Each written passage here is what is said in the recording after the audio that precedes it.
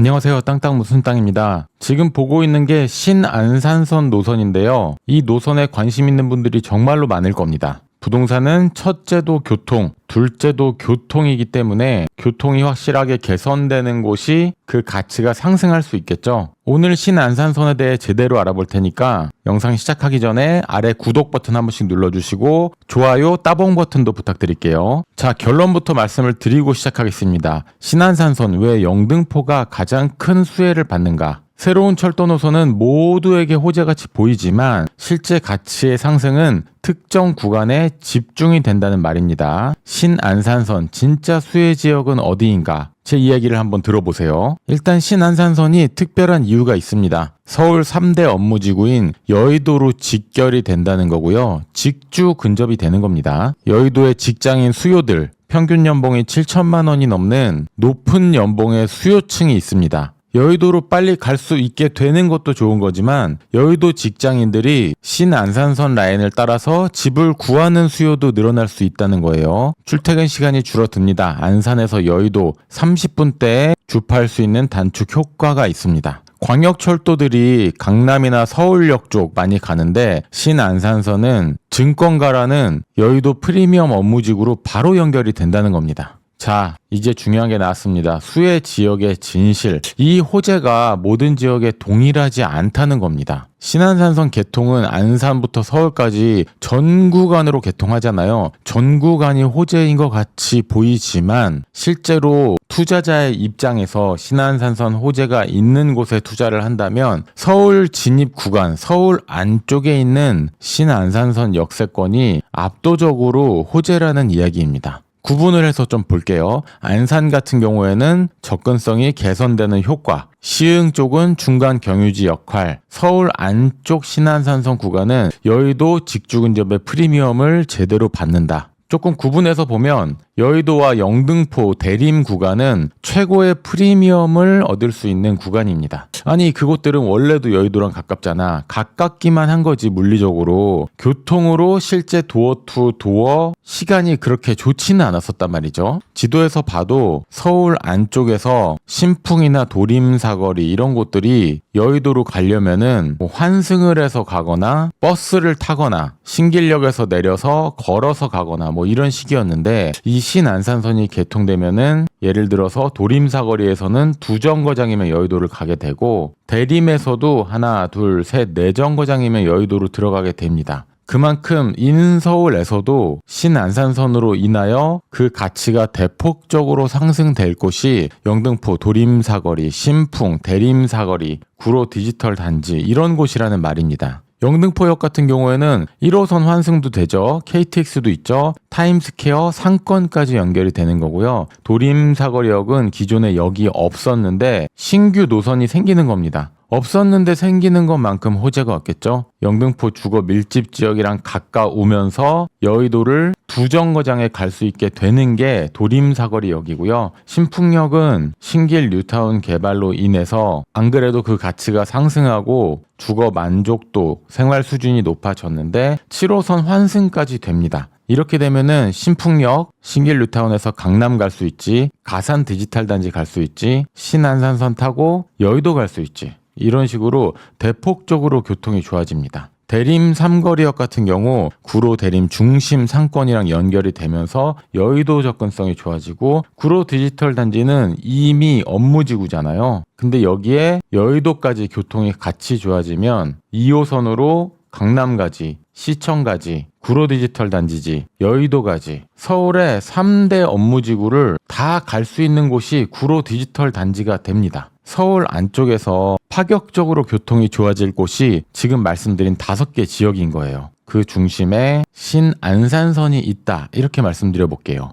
영등포역 같은 경우에는 1호선 환승, 여의도 2정거장, 대방역에서도 여의도를 걸어갈 수 있고요. 타임스퀘어를 비롯한 롯데백화점, 구도심 상권이 있고요. 영등포역 뒤쪽으로 쪽방촌 개발, 공공 재개발, 민간 재개발 등이 계획되어 있습니다. 지도에서 보면은 더 명확한데 다시 한번 느낌을 보겠습니다. 신안산선 전체 노선을 봤을 때 한양대 안산부터 목감, 광명, 석수, 시흥, 독산, 구로 디지털 단지부터 여의도 이렇게 구간을 좀 나눠서 볼 수 있는데, 광명 같은 경우에는 월판선이라든가 KTX 등 교통이 좋은데 더 좋아지는 곳이고, 목감부터 안산까지는 여의도를 가려면 4호선 타고 9호선 타고 이런 식으로 먼 거리를 돌아서 갔어야 되는데 직결로 연결되기 때문에 안산한테도 호재인 것이 맞습니다. 근데 오늘 집중적으로 말씀드리는 것은 서울 안쪽에 여의도, 영등포, 도림사거리, 신풍, 대림사거리, 구로 디지털 단지 이쪽을 중점적으로 보시라는 말씀을 드리는 거고, 영등포역 앞에 있는 영등포 푸르지오, 영등포 자이,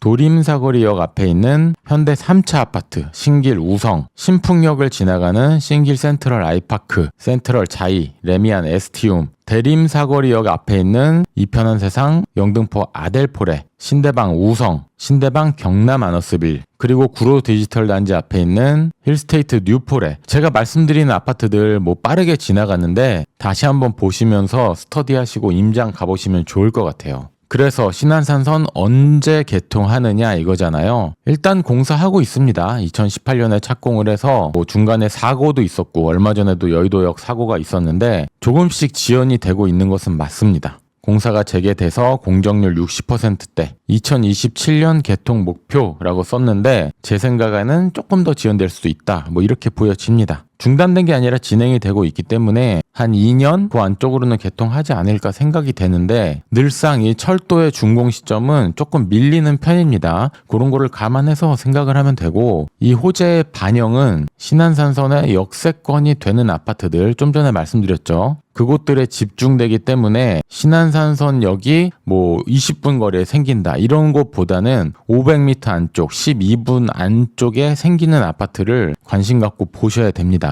역세권의 정의 다시 한번 말씀드리면 도보 한 10분 그 안쪽 버스로 연계를 한다면은 한 정거장 정도입니다. 근데 서울 안쪽에서는 이 도보권을 보시는 게 더 중요해요. 경기권으로 나가고 안산권으로 가면은 버스 한두 정거장 연계가 되더라도 호재라고 볼 수가 있겠죠. 신안산선 수혜 아파트 정리를 해볼게요. 1순위는 역에서 도보 5분 거리, 연봉이 높은 여의도 직장인들이 많이 이용할 테니까 한 중형 평형이 괜찮다. 국평 30평대. 2순위는 역에서 도보 10분 준신축. 3순위는 버스가 연계되는 브랜드 단지들. 이렇게 한번 나눠봤습니다. 이 중에서 하나 더 추가로 말씀드린다면 세대수 500세대 이상인 곳을 보는 게 중요합니다. 지하철역에서 가까워도 나홀로 아파트나 200세대 이런 곳들은 나중에 팔기가 힘들어요. 부동산은 잘 팔기 위해서 사는 거라고 제가 누누이 말씀드렸잖아요. 그런 차원에서 역세권이면서 500세대 이상, 제가 말씀드린 특정 단지들은 이러한 선별 기준을 반영한 아파트들이에요. 자, 핵심 요약을 말씀드리겠습니다. 목적지가 여의도인 게 핵심이고요. 안산까지 전 구간이 호재는 맞는데 그 가치는 다르다는 이야기를 말씀드린 거고요. 서울 안쪽 구간을 집중해서 봐라.